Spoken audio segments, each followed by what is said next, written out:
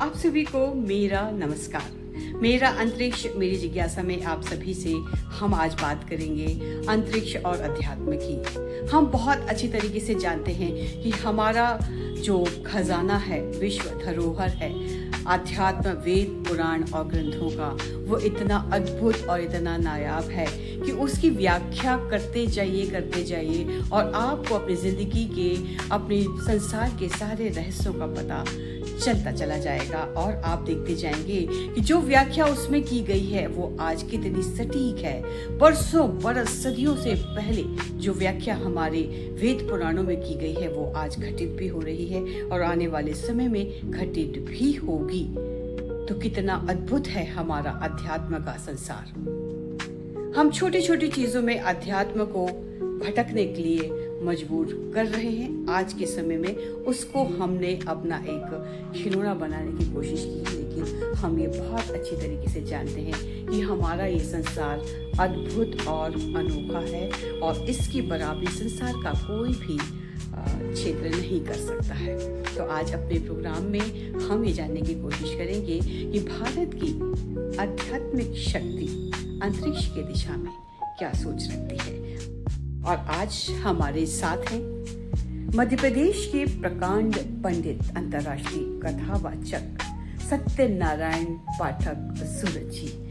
आप डॉक्टरेट हैं और आपने इतनी सारी कथाएं अभी तक की हैं जो एक रिकॉर्ड मानी जा सकती हैं। तो आज के प्रोग्राम में हम जानेंगे अध्यात्म और अंतरिक्ष और अध्यात्म के आपसी तालमेल। चलिए मिलते हैं आज अपने मेहमान से। डॉक्टर सत्यनारायण पाठक सूरज, आप श्री मद् भागवत में पीएचडी हैं, अंतर्राष्ट्रीय कथावाचक, भारत के एकमात्र कथावाचक जिन्होंने सभी 18 पुराणों की एवं उप पुराणों की कथाएं की हैं। अब तक अलग अलग पुराणों की लगभग 96 कथाएं कर चुके हैं। देश के अलग अलग राज्यों में आपके द्वारा 35,000 से ज्यादा सुंदरकांड के पाठ किए जा चुके हैं। रामचरित मानस के दर्शन शास्त्र के आप ज्ञाता हैं। आपको मानव सेवा संस्थान द्वारा धर्मश्री की। नमस्कार। अंतरिक्ष मेरे लिए क्या है? दरअसल अंतरिक्ष किसी एक के लिए नहीं। जब वैज्ञानिक अंतरिक्ष से पृथ्वी को देखते हैं, पृथ्वी बहुत छोटी सी दिखती है और उस पृथ्वी पर हम छोटे से मनुष्य। वास्तव में अनंत ब्रह्मांड की जो परिकल्पना है, श्रीमद् भगवद गीता में भगवान श्री कृष्ण ने स्वयं अर्जुन से कहा है, अनंत ब्रह्मांड उनमें समाया हुआ है। यही जिसे हम आज अंतरिक्ष कहते हैं। हालांकि वेदों में या पुराणों में आकाश गंगा शब्द का उल्लेख नहीं मिलता है, लेकिन अनंत ब्रह्मांड का उल्लेख अवश्य मिलता है। यही जो अंतरिक्ष है, ये अनंत ब्रह्मांड है, ये अनंत ब्रह्मांड द्योतक है, ये अनंत ब्रह्मांड परिचायक है हमारी अनंत चेतना का। अनंत ब्रह्मांड से अनंत चेतना तक का जो सफर है, वही अंतरिक्ष की परिभाषा में समाया हुआ है। वास्तव में अंतरिक्ष मतलब जिसका अंत नहीं है, वह अंतरिक्ष है।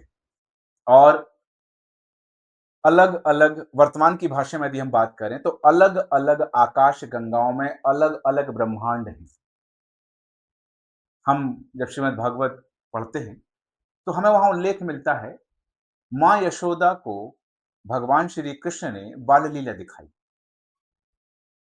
मुख में मिट्टी भरी हुई थी, मिट्टी खा रहे थे। मां ने कहा, यशोदा मैया ने कहा कि लल्ला मुख खोलो, हमें देखना है तुमने मिट्टी खाई है या नहीं खाई। कन्हैया ने जब मुंह खोला तो उल्लेख मिलता है कि अनंत ब्रह्मांड उनके मुख में दिखे। विज्ञान ने आज पता किया है कि इस ब्रह्मांड के अतिरिक्त भी और भी ब्रह्मांड है। हमारे लिए अंतरिक्ष वही है जो श्री कृष्ण कहते हैं, हमारे लिए अंतरिक्ष वही है जो ब्रह्म पुराण में उल्लेखित है। हमारे लिए अंतरिक्ष शब्द में परिभाषित करने का विषय नहीं। अनंत ब्रह्मांड जिसे हम अंतरिक्ष कहते हैं, जो अनंत है, हम उसे शब्दों में बांधकर उसकी सीमाएं कैसे बांध सकते हैं? लाखों प्रकाश वर्ष दूर कहीं एक ग्रह मिल जाता है, कहीं एक तारा मिल जाता है।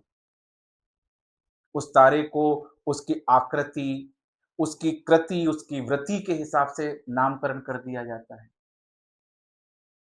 ये तो खोज जारी है ना। आज विज्ञान खोज कर रहा है। आप कल्पना कीजिएगा कि मनुष्य ने जब पहली बार रात में आकाश की ओर देखा होगा, क्या विचार किया होगा कि ये आकाश कितना बड़ा है, आकाश के पार क्या है, क्या इस दुनिया के अलावा भी कोई और दुनिया है? अवश्य किया होगा ये विचार। और यही विचार हमारे ऋषियों ने किया, हमारे मुनियों ने किया। ऋषि मुनियों ने जो विचार किया, उस पर शोध किया। आज जब शोध होता है तो दूरबीन से देखते हैं, टेलीस्कोप के माध्यम से देख लेते हैं, वहां भेज दिया जाता है, कोई संकेत भेज दिया जाता है, कोई सूत्र भेज दिया जाता है। पहले तो ये व्यवस्थाएं नहीं थी। लेकिन आज हम नवग्रहों की बात कर लें ना। नवग्रह क्या है? वो ग्रह है ना जो हमारी इस गैलेक्सी में है। उन्हीं ग्रहों की हम बात करते हैं, नवग्रहों की पूजन की बात करते हैं। ये जो 7 ग्रह हैं, 2 छाया ग्रह के लिए हम छोड़ देते हैं, राहु और केतु की बात यहाँ पर नहीं करते हैं। तो ये उन छाया ग्रहों को छोड़ करके बाकी के जो 7 ग्रह, ये क्या है? इनका उल्लेख तो हमारे वेदों में है ना, इनका उल्लेख तो हमारे पुराणों में है ना। ये आज की रिसर्च से पहले का है। मंगल लाल है, ये आज पता चला जब मंगलयान भेजा गया। लेकिन वेदों में तो पहले से है ना, हम पढ़ते भी है ना। ब्रह्मा मुरारी त्रिपुरांतकारी भानु शशि भूमि सुतो बुधश्च गुरश्च शुक्रः शनि राहु केतवः। स्तोत्र पढ़ते हैं, इनका उल्लेख तो बहुत पहले से है। तो अंतरिक्ष वह है जिसका उल्लेख वेदों में है, जिसका उल्लेख पुराणों में है। यह अनंत ब्रह्मांड, जब अर्जुन को मोह हो गया, उन्होंने अपना धनुष त्याग दिया, छोड़ दिया गांडीव की, मुझसे गांडीव नहीं उठाया जा रहा। तब श्री कृष्ण ने क्या किया?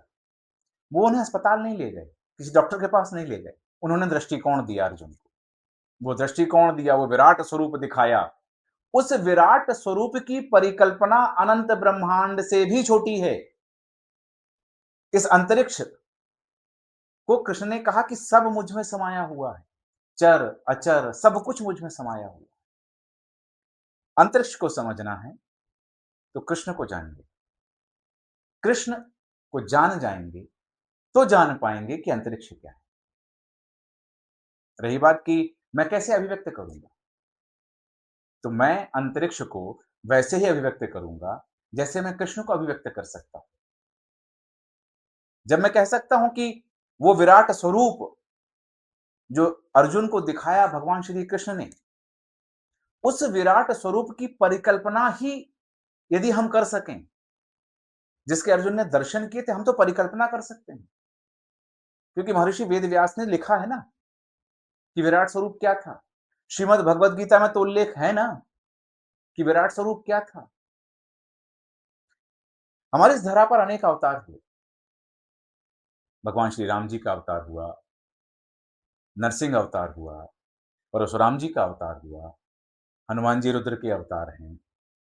10 अवतार की बात करें तो अनेक अनेक नाम हैं, 12 अवतार से लेकर के, वामन अवतार से लेकर के। लेकिन कृष्ण जी का अवतार, किसी और अवतार में किसी ने नहीं कहा कि मैं भगवान हूं, मैं ही भगवान हूं। श्रीमद् भगवद गीता में कन्हैया कहते हैं, श्री कृष्ण कहते हैं कि मैं भगवान हूं। जो स्वयं को भगवान कह रहे थे, उन्हें यदि आप समझ जाएंगे, उन्हें परिभाषित करने का प्रयास कर लेंगे, तो निश्चित ही आप अंतरिक्ष को समझने का प्रयास करेंगे। वही अंतरिक्ष जिसमें नई नई चीजें आज सामने आ रही हैं। अभी कहीं एक रिसर्च में पढ़ रहा था कि कहीं एक ऐसा ग्रह मिला है जिसकी आकृति डमरू के जैसी है, उसमें कहीं से डमरू जैसी ध्वनि आ रही है। और अंतरिक्ष, हम जब भगवान शिव की आराधना करते हैं और भगवान शिव को जब मानते हैं या उन्हें मनाते हैं और शिव अथर्वशीर्ष पढ़ते हैं, तब हम पढ़ते हैं, यो वे भगवान रुद्रः अंतरिक्षम, यो वे रुद्रासा भगवान या चाष्टो ग्रहास्तस्मै नमः, यो वे रुद्रासा भगवान या च प्रतिग्रहास्तस्मै नमो नमः। हम भगवान शिव के अंतरिक्ष के रूप में परिकल्पना करते हैं, ग्रहों के रूप में परिकल्पना करते हैं, प्रतिग्रहों के रूप में परिकल्पना करते हैं। तो ये अब शिव को अंतरिक्ष कहा दिया गया है। अथर्वशीर्ष में, अथर्ववेद के अंतर्गत आता है शिव अथर्वशीर्ष, जिसमें भगवान शिव को अंतरिक्ष का प्रतीक कह दिया गया। आप कल्पना कर सकते हैं कि शिव का स्वरूप क्या है। वासुकी नाम की कल्पना करेंगे आप कि वासुकी नाग कितना बड़ा होगा, कितना बृहद होगा, कितना व्यापक होगा। वर्तमान में यदि बहुत सूक्ष्म आकार भी हम देखें तो हम ये पा सकते हैं कि वासुकी जो है, नागों के जो राजा हैं, लगभग 50 फीट से ज्यादा लंबाई तो उनकी होगी। अब जब 50 फीट की लंबाई है तो उनका आकार भी बहुत होगा। उस आकार को, उस 50 फीट लंबे सर्प को जो गले में धारण करें, उनका आकार क्या होगा? और जब उनका वह आकार होगा तो उनके त्रिशूल का और डमरू का आकार क्या होगा? आप सिर्फ कल्पना कीजिएगा कि कैसे कांधे होंगे शिव के, जिन कांधों पर कुंडली मारकर वह 50 फीट से कहीं ज्यादा लंबा सर्प, जिसे हम वासुकी कहते हैं, वो विराजमान है। क्या कांधे होंगे उनके, और उतने विशाल कांधों का शरीर कैसा होगा? उनका वह हाथ में जो शस्त्र लेते हैं, त्रिशूल लेते हैं, वो कितना बड़ा होगा, और उस पर डमरू कितना बड़ा होगा। कोई अतिशयोक्ति नहीं होगी यदि ये कहा जाए कि वह भी एक ग्रह के बराबर होगा डमरू अकेला। और तो और आप कल्पना कीजिए कि वो विशालकाय तन, वो विशालकाय सर्प जिनके कांधे पर है, वो विशालकाय त्रिशूल जिनके हाथों पर है, जिसकी वो सवारी करते हैं, वो नंदी का आकार क्या होगा जो उन्हें लेकर दौड़ लगाते हैं। कहीं प्रश्न किया था मुझसे किसी ने कि हम वामन अवतार की बात करते हैं, 12 अवतार की बात करते हैं, तो 12 अवतार में जब हिरण्याक्ष ने पृथ्वी को कहीं छुपा दिया, किसी सागर में छिपा दिया, और वहां पर हिरण्याक्ष के द्वारा छिपाई गई पृथ्वी को लाकर के भगवान ने 12 अवतार लिया और अपने दंतों पर पृथ्वी को रख करके वहां से छुड़ा कर लिया। किसी ने प्रश्न किया कि जब पृथ्वी को छुपा दिया तो अवतार कहां हुआ? प्रिय मित्रों, ये अवतार पृथ्वी पर नहीं, अंतरिक्ष में हुआ था। और जो पृथ्वी पर अवतार नहीं हुआ तो उनके आकार की हम केवल परिकल्पना कर सकते हैं, मीमांसा नहीं कर सकते।